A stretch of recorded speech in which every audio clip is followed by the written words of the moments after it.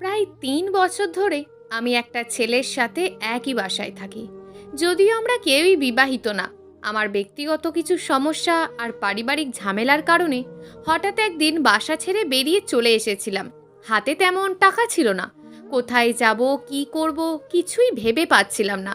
Main রোডের রাস্তার পাশে চড়া রোদে চুপ করে দাঁড়িয়েছিলাম। চেনা পরিচিত তেমন কেউ নেই যে যার বাসায় গিয়ে ২-৪ দিন থাকবো। কথায় আছে, ছেলেরা রাগলে রাজা আর মেয়েরা রাগলে হয় বেশ্যা। যদিও কথাটা শুনতে বাজে লাগে, তবুও কথাটা সত্যি ছিল। মেয়ে মানুষ হলো মাছির মতন, খোলা রেখে দিলেই পিঁপড়ে আসবে। এসব ভাবতে ভাবতে একসময় মন স্থির করলাম, না, রেগে লাভ নেই। যাবার মতন যখন জায়গা নেই, যা আছে তা নিজেরই পরিবার, ওখানেই আমাকে যেতে হবে। বাসায় ফেরত যাওয়ার জন্য গাড়ির জন্য অপেক্ষা করছিলাম, এমন সময় আমার ফোনে একটা কল এলো। হ্যালো ম্যাডাম, আপনি কই?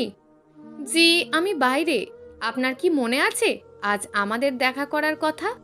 ও, আজ দেখা করার কথা ছিল, আমার তো মনেই ছিল না। সমস্যা নেই, আপনি যেহেতু বাইরে আছেন সেখানে ঠিকানা দিন, আমিই চলে আসছি। আপনার কষ্ট করতে হবে না। আচ্ছা তাহলে এখানে চলে আসুন, আমি অপেক্ষা করছি। আচ্ছা। ঘণ্টাখানেক অপেক্ষা করার পর এই মানুষটা এলো।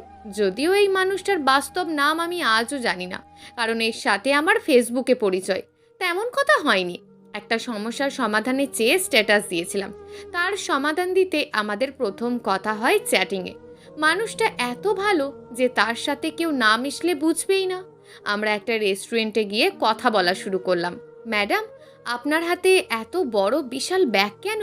কোথাও যাচ্ছিলেন নাকি? আমি আপনাকে আটকে দিইনি তো? না না, তা না, আসলে কিছু সমস্যা ছিল তাই। আপনি বলুন, আমি শুনছি। আপনাকে দেখে কেমন যেন লাগছে। আপনি ফেসবুকে আমার সঙ্গে যতটুকু চ্যাটিং করেছেন তাতে আপনাকে এমন মনে হয়নি। মনে হয়েছিল আপনি বেশ হাসি খুশি একটা মেয়ে। আসলেই কি আপনি এমন? না, আসলে চিন্তায় আছি তো তাই। আপনি আপনার কথা বলুন। আপনার লেখালেখি, অফিস কেমন চলছে?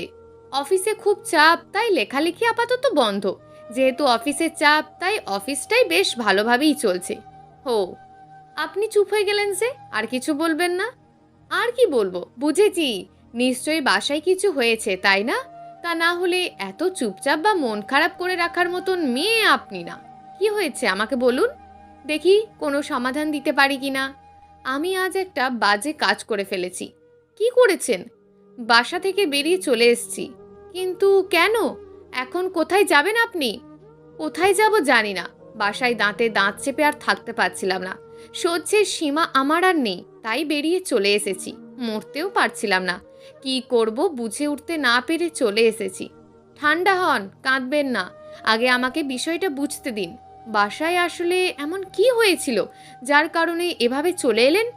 আমার ছোট ভাই আমাকে যা তা বলেছে। ও আমার গায়ে হাতও তুলেছে আজ। আমাকে বাসা থেকে বের করে দিয়েছে, তাই চলে এসেছি। 6 বছরের ছোট ভাইয়ের হাতে মার খাওয়ার মানে বোঝেন কতটা অপমানের? হুম, বুঝেছি। কিন্তু গায়ে হাত তুললো কেন? আজ রান্না করার সময় মন কোথায় ছিল জানি না, ভুলে তরকারিতে লবণ 2 বার দিয়ে ফেলেছি। তরকারিটা খাওয়া যাচ্ছিল না। ও মাংস খুব পছন্দ করে, আর আজ ওই মাংসের তরকারিতেই লবণ বেশি হয়েছে। ভুল হতেই পারে, তাই বলে বড় বোনের গায়ে হাত তুলবে? এখন কি ভেবেছেন, কোথায় যাবেন? যাব আর কই, আমার যাবার কোনো জায়গা নেই, বাসাতেই চলে যাব। না, বাসায় যাবেন না। বেরিয়ে এসেছেন যখন, বাসায় ফেরত গেলে আপনার ছোট ভাই আরও মাথায় উঠবে। বলবে, খুব তো রাগ দেখিয়ে বেরিয়ে গিয়েছিলি, আবার তো এই ঘরের কাছেই এলি। তখন আপনি আরও ছোট হবেন, আর ওসব কথা মানতে আপনি বাধ্য থাকবেন। তাহলে আমি যাব কই? কিছু মনে না করলে আমার সঙ্গে আমার বাসায় যাবেন? জি, মানে? ভয় পাওয়ার কিছু নেই, আমি একাই থাকি। আমার বাবা মা এই দুনিয়া ছেড়েছে আরও 8 বছর আগে, আর আমার ভাই বোনেরা বিয়ে করে বিদেশে সেটেল হয়ে গেছে। আমি একাই দেশে পড়ে আছি, চাকরি করি আর খাই, বাড়িটাও দেখাশোনা করি। আপনি এলে ভালোই হবে, আমি অফিস করব আর আপনি বাড়ি দেখাশোনা করবেন। আমাকে আপনি ওঠাবেন কিভাবে? আমি কে কেউ জিজ্ঞেস করলে তখন উত্তর কি দেবেন? ফ্রেন্ড তো কোনোভাবেই বলা যাবে না, ভাই বোনরা আসে না বহু বছর, আর আমার আত্মীয়দের সাথে আমার তেমন মেলামেশা নেই, তাই আমার বাসায় কেউ আসেই না। আপনাকে নিয়ে গেলে কিছু একটা তো বলতে হবে, কারণ আপনাকে তো আর লুকিয়ে রাখা যাবে না।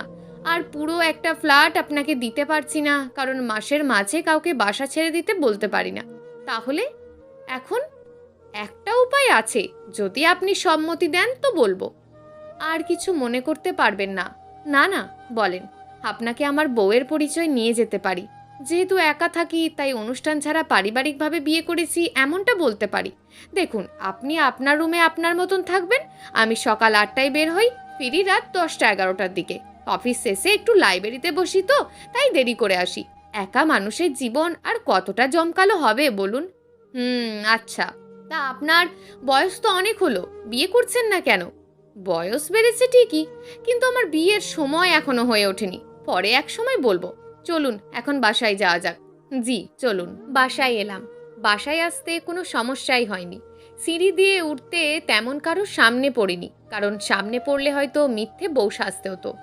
আজ না হয় না সাজলাম, মিথ্যে বউ কাল তো ঠিকই সাজতে হবে। দারোয়ানকে কিছুই বলতে হয়নি, সে হয়তো তার স্যারকে দেখেই কিছু বলেনি, কিন্তু আমার হাতে ব্যাগ দিকে আমার দিকে অনেকক্ষণ তাকিয়েছিল বড় বড় চোখ করে। পরে হয়তো স্বপ্ন দারোয়ানকে সব বুঝিয়ে বলবে। ও, এখনো তো বলাই হয়নি, এই মানুষটাকে আমি স্বপ্ন বলে ডাকি, কারণ তার আইডির নাম ছিল স্বপ্ননীল, তাই স্বপ্ন বলেই ডাকি। একটা সংসারে যাবতীয় যত জিনিসের প্রয়োজন তার সব জিনিসই আছে এই ঘরে, বরং বেশি আছে, কারণ একটা ছেলের এত জিনিস ঘরে প্রয়োজন হয় নাকি, তাও বউ পরিবার ছাড়া। সে যাই হোক, নিজের বাড়ি বলে কথা, তাই একটু একটু করে সবই করে রেখেছে। আস্তে আস্তে বাসার চারপাশের মানুষদের সঙ্গে পরিচিত হলাম স্বপ্নের বউ হিসাবে। যদিও স্বপ্নের বাস্তব নাম আমার মনেই থাকে না, আর মনে থাকলেও স্বপ্ন বলে ডাকতে ডাকতে স্বপ্নতেই অভ্যাস হয়ে গেছে। সকালে নাস্তা করে স্বপ্ন অফিসে চলে যায়, ফেরে সেই রাতে। আমি ঘুমিয়ে গেলেও কোনো সমস্যা হয় না। স্বপ্ন এই 3 বছরে একদিনও কলিং বেল দেয়নি। ওর কাছে দরজায় আর একটা চাবি আছে, ও ওর মতন করেই ঘর ঢোকে। হাত পা ধুয়ে টেবিলে সাজানো খাবার খেয়ে ওর রুমে ঢুকি দরজা বন্ধ করে দেয়। ওর দরজার লাগানোর আওয়াজ শুনে আওয়াজটা কানে এলেই বুঝতে পারি সে এখন রুমে ঢুকে গেছে, আর বের হবে না। আমি সারাদিন বসে বসে টিভি দেখি আর রান্না করি। যেদিন আমার ভার্সিটির ক্লাস থাকে সেদিন ভার্সিটিতে যাই। স্বপ্নকে এত করে বলেছিলাম আমাকে একটা চাকরি দিতে, সে আমাকে তো চাকরি দিলই না, উল্টে একটা ফ্ল্যাটের সম্পূর্ণ ভাড়া আমাকে নিতে বলল। আমি অবাক হয়ে গেছিলাম খুব। আমি অবাক হওয়ার সঙ্গে সঙ্গে বলে উঠল, এই যে ম্যাডাম, আপনার জব করতে হবে না, আপনি আমার বাড়িটা দেখে শুনে রাখছেন, আবার আমার জন্য খাবার তৈরি করে দারোয়ানকে দিয়ে পাঠিয়ে দিচ্ছেন যাতে আমি বাহিরের খাবার না খাই, রাতের খাবারটাও এসে প্রস্তুত পাই, ঘরটা এত সুন্দর করে সাজানো পাই। এই জবটা কি কম? আবার এটা ভাববেন না যে আমি আপনাকে কাজের মেয়ে বা আমার বাড়ি দেখাশোনার জন্য আপনাকে এনেছি আর তার বিনিময়ে আপনাকে টাকা দিচ্ছি। আরে না না, তা ভাববো কেন? কিন্তু এতগুলো একটা ফ্ল্যাটের টাকা আমাকে দেবেন? আপনি কি পাগল নাকি? এখন যদি আমি জবও করতে যাই সেখানেও হয়তো আমাকে এত টাকা দেবে না, খুব বেশি 10 থেকে 12 হাজার। আর আপনি তো আমাকে পুরো একটা ফ্ল্যাটের 16,500 টাকা দিচ্ছেন। আপনি মেয়ে মানুষ, আপনার প্রয়োজন বেশি, একটা হাত খরচের ব্যাপার আছে, ভার্সিটিতে ফি দেওয়ার একটা ব্যাপার আছে, আর তাছাড়া আপনি আপনার পরিবারকে ছেড়ে এলেও তাদের ভোলেননি। প্রয়োজনে আপনি আপনার পরিবারকেও কিছু দিতে পারেন। আরও যদি টাকার দরকার হয় আমাকে বলবেন বিনা সংকোচে, কারণ আমি একা, এত টাকা পয়সা বাড়ি গাড়ি দিয়ে কি করব বলুন তো? আর তাছাড়া আমার ভাই বোন তো আছেই, ওরা তো আমাকে অনেক দেয়, এগুলো যদি কারোর জীবনে কাজে লাগে তাতে ক্ষতি কি? আমি স্বপ্নের কথাগুলো শুনেই গেলাম, আর চোখ দিয়ে গড়িয়ে পড়ছিল পানি। একটা মানুষ এতটা ভালো কি করে হয়? সব ছেলেই তো মেয়েদের সুযোগ খোঁজে, কিন্তু এই মানুষটা সম্পূর্ণ ভিন্ন। মনে হয় পৃথিবীর অন্য কোনো জগৎ থেকে এসেছে। সব কিছুর মাঝে ভুলেই গিয়েছিলাম এই মানুষটার কিছু কথা জানার। কিভাবে জানবো? সে সেই সকালবেলা অফিসে যায় আর ফেরে রাতে, খুব প্রয়োজন ছাড়া আমাকে কখনোই ডাকে না। শুক্রবার আর শনিবার অফিস বন্ধ, শুক্রবার সে সারাদিন ঘুমাই মনে হয়। দরজা লাগানো থাকে তো তাই জানি না, শুধু খাবার খেতে এসে খেয়ে আবার রুমে দরজা ঢুকে ঠাস, দরজা বন্ধ। শনিবার সে মাঝে মাঝে দুপুর পর্যন্ত বাসায় থাকে, এরপর কই কই যায় ওপরওয়ালাই জানে। আবার সেই রাতেই বাসায় ফেরে, সবই টের পাই আমি, কখন এলো আবার কখন গেল সব।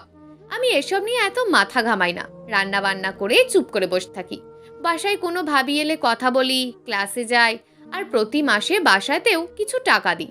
যদিও বাসায় আম্মু জানে আমি হস্টেলে থাকি আর পাশাপাশি ছোটোখাটো একটা জব করি। বাবা তো নেই, আর ছোট ভাইয়ের সঙ্গে আমি কথা বলি না। এভাবেই চলতে থাকলো। এই বাড়িটাকে নিজের করে নিয়েছি, নিজের মতন করে গুছিয়েছি।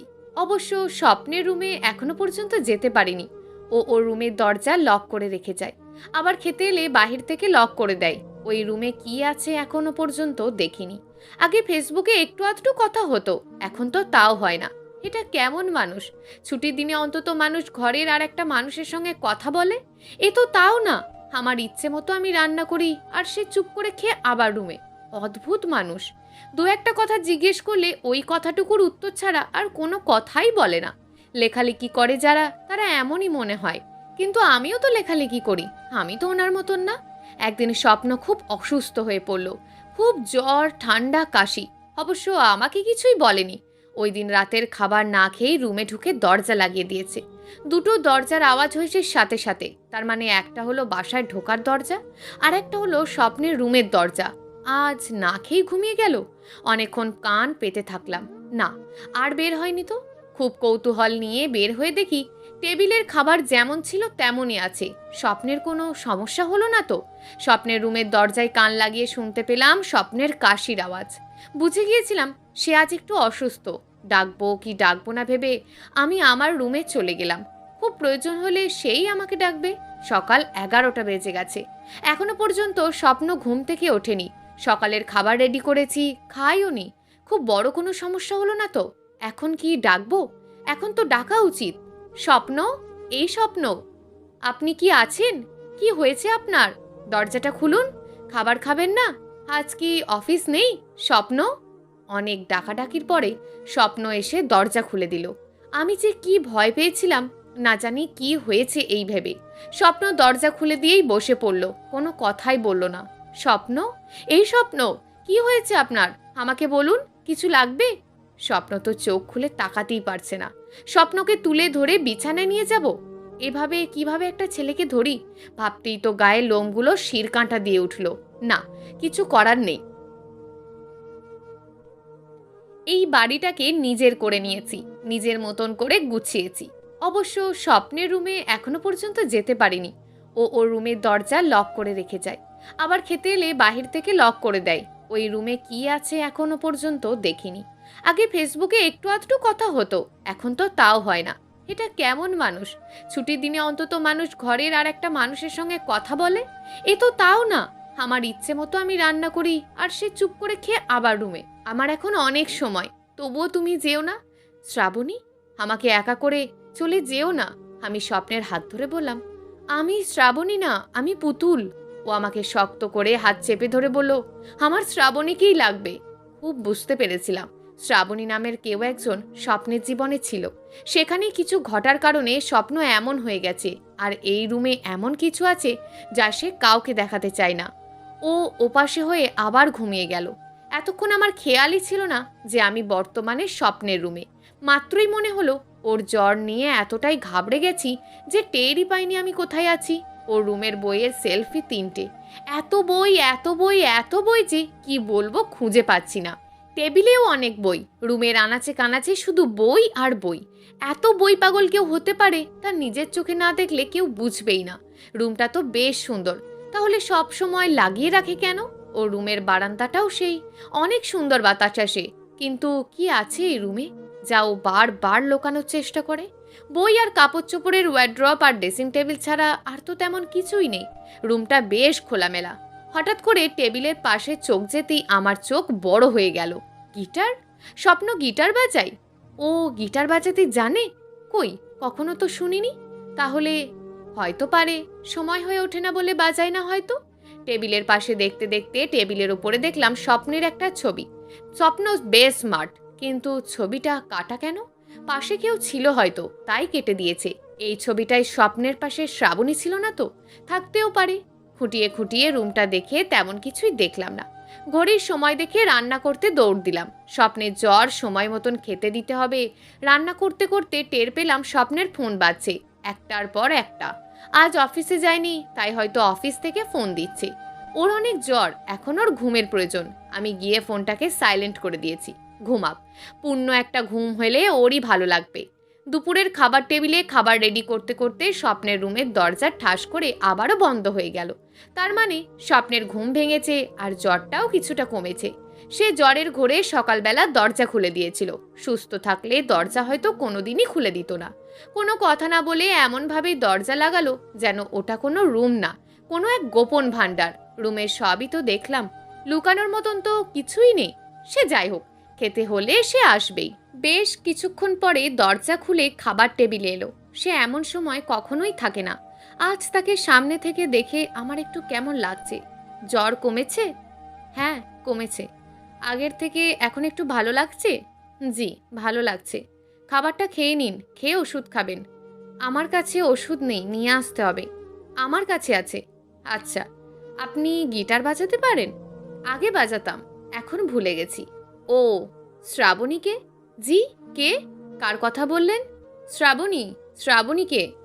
জানি না তো। আপনি সকালে জ্বরের ঘোরে আমাকে শ্রাবণী ভেবে অনেক কথাই বলেছিলেন, তাই জিজ্ঞেস করলাম শ্রাবণীকে। আপনি খান, খাওয়া থামাতে হবে না। আর অবাক হওয়ার কিছু নেই। স্বপ্ন চুপ করে নাকে মুখে কোনো রকম খেয়ে উঠে চলে গেল নিজের রুমে। ওষুধটাও নিল না। কে এই শ্রাবণী? আমাকে জানতেই হবে। সেই দুপুর থেকে দরজা বন্ধ করে রেখেছে। এখন রাত 10টা বাজতে চলল, একবারও খুলল না। রুমটায় আছে কি আমায় জানতে হবে। দরজায় ধাক্কার সঙ্গে সঙ্গে দরজা খুলে দিল স্বপ্ন। বললাম, দুপুরে ওষুধ খাননি, রাতে খেয়ে এই ওষুধটা খেয়ে নিন, জ্বর কমে যাবে। আর আমি আপনার ফোন সাইলেন্ট করে রেখেছিলাম, অনেক কল আসছিল, তাই হয়তো আপনার অফিস থেকে আসছিল। মানুষটা কত অদ্ভুত রকমের। প্রথম যেদিন দেখেছি তাকে এমন মনে হয়নি। কাল হাতটা ধরে যখন বারবার শ্রাবণী শ্রাবণী বলে ডাকছিল, তখনই বুঝেছি এই শ্রাবণীকে নিয়ে স্বপ্নের জীবনে হয়তো ভয়ঙ্কর কোনো ঘটনা আছে, যে ঘটনার ভিতর থেকে সে কোনোভাবেই বের হতে পারছে না। এই মানুষটাকে এই অবস্থা থেকে যেভাবেই হোক বের করতে হবে। কিন্তু এর জন্য স্বপ্নের রুমটা আমাকে আরও ভালো করে ঘাঁটতে হবে। কিন্তু ও তো রুমে খোলা রাখে না, চাবিও সঙ্গে সঙ্গে রাখে। যেভাবেই হোক চাবিটা সরাতে হবে সুযোগ বুঝে। খেতে এসে প্লেটটা নিয়ে সামনে বসে চাবিটা প্লেটের পাশে রেখে খাওয়া শুরু করলো। আমার টার্গেট এখন চাবি। একটু আগে ফোনে কথা বলছে, কাল স্বপ্ন অফিসে যাবে। স্বপ্নের ফোনটা রুমে বেজে উঠল। স্বপ্নের ফোন আনতে রুমে গেল। এই ফাঁকে আমি চাবিটা সরিয়ে রেখে দিলাম। স্বপ্নের এখন ফোন বেজে ওঠাটা না জানি মেঘ না চাইতেও বৃষ্টি পাওয়া। মনে মনে খুব খুশি হলাম। পরদিন সকালে অফিসে যাওয়ার সময় সে চাবি খুঁজতে খুঁজতে পাগল হয়ে গেল। আজ অফিসে না গিয়েও উপায় নেই, আর প্রজেক্ট সাবমিট করতেই হবে। সময় পার হয়ে যাচ্ছে দেখে স্বপ্নের রুমের দরজা বাহির থেকে সিটকানি লাগিয়ে চলে গেল। আমার প্ল্যান সাকসেসফুল, চাবি আমার হাতে। স্বপ্ন অফিসে যাওয়ার পরে আমি স্বপ্নের রুমে ঢুকি, এমন কিছু বাদ রাখিনি। সব খুঁজে খুঁজে দেখেছি। ওয়ার্ড্রপটাও দেখা শুরু করলাম, তেমন কিছু পেলাম না। সবই তো স্বপ্নের। নিচের তাকটা খুলতেই আমার চোখ মাথার ওপরে। শাড়ি, বেশ কয়েকটা শাড়ি আছে এখানে, সবই নতুন। একটা শাড়ি এখনো প্যাকেট করা, খোলাই হয়নি। শাড়িগুলোর একপাশে খাড়া করে একটা ডায়েরি রাখা। ডায়েরিটা খুলতেই দেখি কবিতা লেখা, একটার পর একটা পাতা শুধু কবিতা। এইসব কবিতা স্বপ্ন লিখেছে। সব কবিতা ভেবে শেষের দিকে পাতা উল্টিয়ে আমি একেবারে শেষের পাতায় লেখা, শ্রাবণী এখন আমার জীবনে নেই। আর একটু রহস্য নিয়ে তার আগের পাতা উল্টিয়ে দেখলাম ওখানে লেখা, ডিভোর্স লেটারটা আজ হাতে পেয়েছি, সইও করে দিয়েছি। যে যাওয়ার সে যাবেই, কাউকে কখনো জোর করে ধরে রাখা যায় না। তার মানে স্বপ্নের বিয়ে হয়েছিল। তার আগের পাতা উল্টাতেই একটা কাগজ উড়ে নিচে পড়ে গেল। কাগজটা তুলে দেখলাম, প্রিয় ব্যস্ত মানুষ, তোমাকে খুব একা ভেবেই বাবা মায়ের অমতে তোমাকে বিয়ে করেছিলাম। কিন্তু আমি জানতাম না তুমি আসলেই একা না। তোমার সঙ্গী, তোমার ব্যস্ততা আর তোমার বই। আমাদের বিয়ের বয়স হয়েছে 2 বছরেরও বেশি হয়ে গেল, কিন্তু আমি তোমার কাছে এখনো নতুনই আছি। সারাদিন অফিস, লাইব্রেরি আর যতটুকু সময় বাসায় থাকো ততটুকুই সময় বইকেই দাও। আমাকে সময় দাওনি একদিনও। এই 2 বছরের মাঝে আমি একদিনও বলতে পারবো না যে তুমি আমাকে একটা ছুটির দিন দিয়েছো বা তোমার সঙ্গে একটু ভালোভাবে কথা বলেছি। কি করব বলো? তোমাকে সঙ্গ দিতে এসে আমি নিজেই একা হয়ে গেছি। নিজেকে আমি একটা মুহূর্তের জন্য তোমার বউ ভাবতে পারিনি। মনে হয়েছে বিয়ে নামক আমাকে শো করতে নিয়ে এসছো। আর কি বলছি, বিয়ের প্রথম রাতে বউকে পাশে বসিয়ে রেখে বই হাতে নিয়ে কেউ ঘুমিয়ে পড়ে? কিন্তু তুমি তাই করেছো। তুমি হয়তো ওই আমাকে নিয়ে না, ওই বইকে নিয়েই ফুলসজ্জা করেছিলে। এভাবে আর পারছিলাম না। আমি আমার স্বামীকে আমার করতে চেয়েছিলাম, চেয়েছিলাম আমার পাগল করতে। কিন্তু না, তুমি হয়েছো বই পাগল আর ব্যস্ত পাগল। তুমি এতটাই ব্যস্ত থাকো যে আমি মা হতে চলেছি এই খুশির খবরটা পর্যন্ত আমি তোমাকে দিতে পারিনি। তুমি তোমার ব্যস্ততা নিয়েই থাকো, আমাকে আর তোমার প্রয়োজন নেই। আমি চললাম শামীমের হাত ধরে, তোমার খুব কাছের বন্ধু শামীম, তবুও এত ব্যস্ত থাকে না, আমাকে একটু হলেও সময় দেয়। আমি জানি এই ঘটনার পরে তুমি আর কাউকেই বিশ্বাস করতে পারবে না, কিন্তু এই ঘটনাটা তৈরি করেছো তুমি। আমি তোমাকে কিন্তু ভালোবেসে বিয়ে করেছিলাম, কিন্তু তুমি তার দাম আমাকে দাওনি। আমার সন্তানকে আমার ব্যস্ত বাবার সাথে পরিচয় করাতে আমি চাইনি, পরিচয় করাতে চেয়েছি আমার সন্তানের বাবার সঙ্গে, ব্যস্ত মানুষের সঙ্গে না। তুমি ভালো থেকো আর বই নিয়েই ডুবে থাকো। আমি তোমার জীবনে থাকলেও যা, না থাকলেও তা। ডিভোর্স লেটারটা পেয়ে যাবে কিছুদিনের মাঝেই। কোনো ঝামেলা না করে দয়া করে সইটা করে দিও। আর আমার সন্তানকে নেওয়ার চেষ্টা তুমি একবারও করবে না, কারণ তুমি একজন কেয়ারলেস পারসন, যার হাতে আমার সন্তানকে আমি কখনোই দেব না। ইতি, শ্রাবণী। চিঠিটা পড়েই আমি একটু গম্ভীর হয়ে গেলাম। এটা কি হলো, কিছুই বুঝতে পারলাম না। শ্রাবণী এমন কেন করলো? স্বপ্নকে বুঝতে পারতো, তাদের সন্তানের কথা একটু সময় বের করে বলতো, তাহলে স্বপ্ন নিশ্চয়ই বুঝতো। তাহলে স্বপ্ন হয়তো শ্রাবণীকেই সময় বেশি দিত। আমি মানছি শুরুর ভুলটা স্বপ্নের, কিন্তু এখানের ভুলটা শ্রাবণীর। কারণ একজন বাবার সম্পূর্ণ অধিকার থাকে তার সন্তানের ব্যাপারে জানার। স্বপ্ন এবং শ্রাবণী এরা দুজন মিলে আলোচনা করলে হয়তো এই ব্যাপারে তারা নিজেরাই সমাধান দিতে পারত। শ্রাবণী এটা অনেক বড় ভুল করেছে। আমি শাড়িটা দেখছিলাম, শাড়িটা দেখেই বুঝেছিলাম শ্রাবণীর জন্য নিয়ে এসেছিল। শাড়িটা হয়তো একবার খুলেও দেখেনি। আজ আমি স্বপ্নকে চমকে দেব। রাতে স্বপ্ন দরজাটা খুললেই আমাকে দেখে চুপ করে দাঁড়িয়ে গেছে। বলাও যায় ও একটা শক পেয়েছে। আপনি শাড়িটা কোথায় পেলেন? পেয়েছি। আমাকে শাড়ি পরে দেখতে কেমন লাগছে? অনেক ভালো লাগে। কিন্তু শাড়িটা আপনি কোথায় পেলেন? পেয়েছি আপনার ওয়ারড্রপে। আমাকে জিজ্ঞেস না করে আমার ব্যক্তিগত কিছু জিনিসে হাত দেওয়া আমি মোটেও পছন্দ করি না। আপনাকে আমার এখানে থাকতে দিয়েছি তার মানে এই না যে আপনি আমার সব কিছু নিয়ে মাথা ঘামাবেন।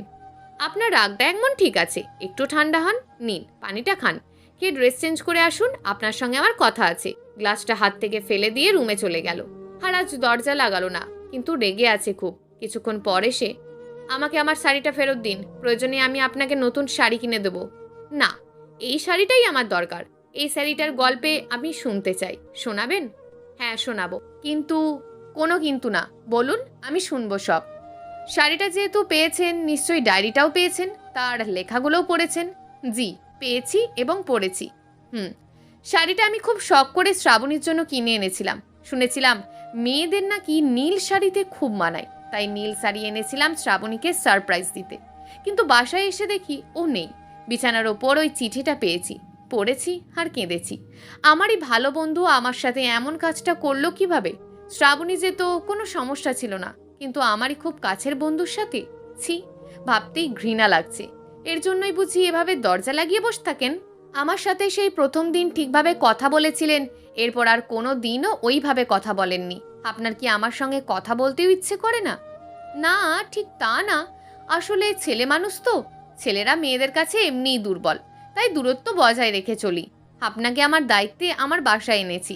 আপনার প্রতি আমার একটা দায়িত্ব, কর্তব্য তো আছে। হ্যাঁ, বুঝলাম। এখন একটা গান শোনান গিটার বাজিয়ে। এখন? হ্যাঁ এখন। পরে শোনাই? না, আমি এখনই শুনবো। আচ্ছা, স্বপ্ন অনেক ভালো গিটার বাজায়, গানও বেশ ভালো করে। ওর সমস্যাগুলো থেকে ওকে বের করতে হলে এগুলোই আবার ওর জীবনে ফিরিয়ে নিয়ে এলে ওর একঘেয়েমিগুলো একটু হলেও কমে যাবে। আমি ওর গিটারের বাজনা আর গানের মাঝে হারিয়ে গিয়েছিলাম। আপনি তো দারুণ গান করেন। পারি একটু আধটু, অনেকদিন গাইনি তো, তাই এখন আর আগের মতন হয় না। শ্রাবণী যাওয়ার পর থেকে গিটার ছুঁয়েও দেখিনি। ও খুব ভালোবাসতো গিটারের বাজনা। শ্রাবণী গেছে কতদিন হলো? এই তো 4 বছর হতে লাগলো। আমার যে সন্তান হয়েছে সে এখন অনেক বড় হয়ে গেছে হয়তো। আপনি আপনার সন্তানকে একবারও দেখেননি? না, শ্রাবণী আমার সঙ্গে আমার বাচ্চার পরিচয় করিয়ে দিতে চায় না। আমার বন্ধু এখন আমার সন্তানের বাবা। আপনি আপনার বাচ্চাকে পাওয়ার জন্য কোর্টে লড়াই করতে পারতেন। দরকার কি? আমার মতন ব্যস্ত আর বইপাগল মানুষের লড়াই করে কিছুই হতো না। তবে মাঝে মাঝে ইচ্ছে করে ওদের খুব দেখতে। আচ্ছা, ওসব বাদ দিন। এখন বলুন, আপনি কিভাবে দিন কাটাতে চান? আমি আমার মতোই থাকতে চাই। জি, তা তো অবশ্যই। আমি বোঝাতে চেয়েছি যে আর কি বিয়ে করবেন না, এভাবেই কি একা কাটিয়ে দেবেন? আমার কাছে কোনো মেয়েই থাকবে না, তাই বিয়েটাকে জীবন থেকে ডিলিট করে দিয়েছি। আমি যদি থেকে যাই? জি, আমি বুঝলাম না। বললাম আমি যদি আপনার পাশে বাকিটা জীবন থেকে যাই তাহলে? না, এটা সম্ভব না। কেন সম্ভব না? আমি আপনাকে আপনার মতন করে ভালোবাসবো। দেখুন, আপনার সুন্দর একটা জীবন আছে, সুন্দর একটা ভবিষ্যৎ আছে। দয়া করে এভাবে আপনার জীবন নষ্ট করতে চাইবেন না। দেখুন, আমার জীবনটা পুরোই এলোমেলো। আমি যদি আপনাকে গুছিয়ে তুলি তাতে তো কোনো সমস্যা নেই। আমি আপনাকে এই আটকা জালের মাছ থেকে বের করতে চাই। আপনি যদি আমাকে সঙ্গ না দেন তাহলে আমি একা একা পারবো না কখনোই। আপনি যা বলছেন তা কখনোই সম্ভব না। আপনি নিজেকে এভাবে শেষ করে দিতে পারেন না। আমি যেমন ছিলাম তেমনই থাকবো। আমার বদল আর কখনোই হবে না। আমি আমার জীবন নিয়ে অনেক কিছুই করতে পারি, যদি আপনি সুযোগ দেন তো। আমি লোক দেখানো আপনার বউ হয়ে আর থাকতে পারবো না। এবার আমি আপনার সত্যিকারের বউ হতে চাই। আর আমি আপনাকে বদলাতে বলিনি। আপনি একইভাবে থাকুন, আমার সমস্যা নেই। আমি সব আমার মতন করে গুছিয়ে নেব। আপনি কেন বুঝতে চাইছেন না? আমি সব বুঝতে চাইছি। আর আপনি যে মানসিক সমস্যায় ভুগছেন, এটা থেকে বের করতে আমি একাই পারবো, আর কেউ পারবে না। তাই আমি আপনার সঙ্গে আছি বাকিটা পথ। আপনি মনে হয় পাগল হয়ে গেছেন। আপনি না, আজ থেকে তুমি। এখন রাত ৩টে বেজে গেছে কথা বলতে বলতে। কাল অফিসে যাবে না ছুটি নেবে? আমরা বিবাহের অফিসে গিয়ে বিয়ে করব। কি? কালই? হ্যাঁ, কালই। তুমি ঠিক আছো তো? আর তোমার পরিবার? আমার পরিবারকে বোঝানোর দায়িত্ব আমার। কাল আমাদের বিয়ে, মনে থাকে যেন। খুব ভোর থেকেই আমার বিয়ের প্রস্তুতি চলছে। আজ আর একবারও স্বপ্ন দরজা লাগায়নি। ও আস্তে আস্তে এই ঘর থেকে বের হলেই সব স্বাভাবিক হয়ে যাবে। স্বপ্ন সকাল থেকে শুধু আমাকেই দেখছে। ও কি দেখছে ও নিজেই জানে। হয়তো ভাবছে আমি পাগল হয়ে গেছি, নয়তো গত রাত ধরে ওর সঙ্গে মজা করছি। সকাল 11টার দিকে আমরা খেয়ে আস্তে আস্তে বের হলাম বিবাহের অফিসের উদ্দেশ্যে। স্বপ্ন এখনো বোকার মতন করে শুধু আমাকেই দেখছে আর বারবার বলছে, পুতুল, তুমি কি সত্যি সত্যি চাইছো আমাদের মাঝে এটা হোক? আমি বারবার বলতে বলতে একসময় রেগে গিয়ে বললাম, আবার এই প্রশ্নটা করলে আমি এই চলন্ত রিক্সা থেকে ঝাঁপ দেব বলে দিলাম। আমার হুমকি শুনে এখনো থেমে গেছে। আসলে আমাকেই দেখছে। অফিসের সামনে গিয়ে, পুতুল, তুমি আরও একবার ভালো করে ভাবো, এখনো সময় আছে। ভেবেছি। তুমি কি ভিতরে আসবে স্বপ্ন, নাকি? হ্যাঁ, আসছি। আমাদের বিয়ের পর আমরা সারাদিন বাইরে অনেক ঘুরেছি। বাহির থেকে বাসায় আসার সঙ্গে সঙ্গে স্বপ্ন একটা শাড়ি ওয়ারড্রপ থেকে বের করে দিয়ে বলল পরে আসতে। আমি শাড়িটা পরে স্বপ্নের রুমে গিয়ে বসে আছি। স্বপ্ন পাশে এসে বসে হাত ধরে বলল, পুতুল, আমি তোমাকে অনেক সময় দেব, আর ব্যস্ত থাকবো না। তোমাকে ভুলে বইয়ের মাঝে ডুবেও থাকবো না। আমাদের মাঝে সব ঠিক করে এরপর যদি সময় হয় তখন বই পড়বো, নয়তো আর বইই পড়বো না। যদিও পড়িও, তোমাকে কষ্ট দিয়ে না। অফিস শেষে বাসায় চলে আসবো তাড়াতাড়ি। লাইব্রেরিতেও যাব না। সব সময় আমি তোমাকেই দেব। স্বপ্ন, কিছু মনে করো না, একটা কথা বলি। আমি শ্রাবণী না, আমি পুতুল। আমি তোমাকে আমার মতন করে ঠিক গড়ে নেব। আর আমি তোমাকে আমার মতন করেই ভালোবাসবো, শ্রাবণীর মতন না। সব করো, কোনো সমস্যা নেই। লাইব্রেরিতে যাও, বই পড়ো, কিন্তু আমাকেও একটু মনে রেখো। আর অফিস শেষে জলদি করে বাসায় চলে আসবে। ছুটির দিনে একটা পুরোটা দিন আমাকে দেবে। আর বাকি একটা দিন তুমি লাইব্রেরিতে বই নিয়ে কাটালেও আমার কোনো সমস্যা নেই। বই তো পড়বে, পড়ো, কিন্তু ঘরের সব ঠিক রেখে। আচ্ছা, আর এই যে ম্যাডাম, আমার নাম কিন্তু স্বপ্ন না। আমার নাম মিস্টার নাহিদ ইসলাম। আমি জানি সেই শুরু থেকে ডাকতে ডাকতে স্বপ্ন ডাকতেই ভালো লাগে। তুমি আমার স্বপ্ন হয়েই থাকো। এভাবে কথা বলতে বলতে সকাল কখন হলো বুঝতেই পারিনি। আমরা খুব সহজেই কাছে আসতে পেরেছি। আমার পরিবারও সব মেনে নিয়েছে। স্বপ্ন এখন অনেকটাই স্বাভাবিক জীবনে ফিরে এসেছে। স্বপ্ন এখন আমাকে পর্যাপ্ত সময় দেয়। ওর ওই একটাই ভয় মনে ঢুকে গেছে শ্রাবণীকে নিয়ে। ওই ভয়টা ওর এখনো আছে। ভয়টা কাটাতে আরও সময়ের প্রয়োজন। আজকের প্রস্তুতিটা অন্য দিনের তুলনায় একটু ভিন্ন, কারণ আজ স্বপ্নের জন্য একটা সারপ্রাইজ আছে। স্বপ্ন সন্ধ্যায় ঘরে ঢুকতেই, আজ ঘরে ঢুকবেন না। কেন? কি হয়েছে? মার্কেট যাও, মার্কেটে গিয়ে একটা বাবুর ছবি নিয়ে এসো। বাবুর ছবি দিয়ে কি করবে? পরে বলছি, আগে নিয়ে এসো। স্বপ্ন বিশাল একটা বাবুর ছবি নিয়ে এসছে। ওকে আর কোনো কাজ করতে না দিয়েই বাবুর ছবিটা দেওয়ালে টাঙিয়ে নিলাম। আচ্ছা স্বপ্ন, আমাদের বাবুটাও এই ছবির বাবুর মতো হবে, নাকি তোমার মতন হবে? মানে, আমি কিছুই বুঝতে পারছি না। কি বলছো পাগলের মতন? আমি কিছু বললেই তোমার পাগলামি মনে হয়, তাই না? না, তা না। তা না তো কি? দাঁড়াও, একটা জিনিস দেখাচ্ছি। এই নাও। এটা কি? খুললে তো দেখবে। হুম, এটা তো ছোট্ট এক জোড়া জুতো। তুমি কি এখন পুতুল খেলবে? গাধা একটা। কিচ্ছু বোঝে না। এই ছোট্ট জুতো জোড়া আমাদের দুজনের জুতোর মাঝে আসছে খুব শিগগিরই। এবার বুঝেছো? মানে তুমি আর আমি? হ্যাঁ, আমাদের মাঝে আর একজন ভাগ বসাতে আসছে। স্বপ্ন খুশিতে পাগলের মতন করছিল এত বড় খুশির খবর শুনে। ও যে কি করবে ভেবেই পাচ্ছিল না। ওর খাওয়া দাওয়া পর্যন্ত ভুলে গেছে। সকালে অফিসে যাওয়ার আগে দুনিয়ার হুকুম দিয়ে যায়, এটা করবে না, ওটা করবে না, এটা খাবে, সেটা খাবে। আমার আম্মুকেও গিয়েও ও নিয়ে এসছে, খালি বাসায় আমার যদি কিছু হয় এই ভেবে। এই মানুষটাকে তার অন্ধকার জীবন থেকে বের করতে পেরে খুব বেশি সময় লাগেনি আমার। স্বপ্নের দরকার ছিল একটু ভালোবাসা, যা তাকে একটু হলেও বদলে দেবে। আমি বলছি না শ্রাবণী খারাপ, ও হয়তো ওর সময়টুকু বুঝে উঠতে পারেনি, বা স্বপ্নকে ওইভাবে নিজের মতন করে দেখেনি। স্বপ্নকে স্বপ্নের মতন করে ভালোবাসা দরকার ছিল। ও বই পড়তে ভালোবাসে, তার মানে এই না তাকে বইয়ের মাঝ থেকে একেবারে সরিয়ে আনতে হবে। তাকে বই পড়া এবং অফিসের কাজের পাশাপাশি অন্য যে একটা জগৎ আছে তা বুঝতে দেওয়ার জন্য একটু সময় দরকার ছিল। সত্যি কথা বলতে, যে ছেলে গত বেশ কয়েক বছর যাবৎ একা একা থাকছে সে আর কেমনই বা হবে। একাকিত্ব স্বপ্নকে খুব করে চেপে ধরেছিল। তখন সে বইয়ের জগৎকেই আপন ভেবে নিয়েছিল। তার ধারণা ছিল সবাই তার বিশ্বাস ভাঙলে, তাকে ছেড়ে চলে গেলেও বই তাকে কখনোই ছাড়বে না। সব কথার এক কথা হলো, আমরা এখন অনেক ভালো আছি। ওর মনের ভয়গুলো পুরোপুরি দূর করতে না পারলেও সে এখন অনেকটা স্বাভাবিক। আমাদের সন্তানেরও এই পৃথিবীতে আসার সময় হয়ে গেছে। স্বপ্ন এখন অনেক দায়িত্ববান হয়েছে, বাবা হতে চলেছে যে। দুজনের এলোমেলো একটা জীবন থেকে বেরিয়ে এসে এখন আমরা সব নিজেদের মতন করে গুছিয়ে নিয়েছি। এমন একটা ভালো মানুষের আমার জীবনে খুব প্রয়োজন ছিল। হোক না শুরুটা এলোমেলো, শেষের দিকটায় যাচ্ছে ধাপে ধাপে। এখন চারিদিক জুড়ে সব ঠিক হয়ে গেছে। প্রিয় দর্শক, এই গল্পটা আপনাদের কেমন লাগলো তা অবশ্যই একটি কমেন্ট করবেন।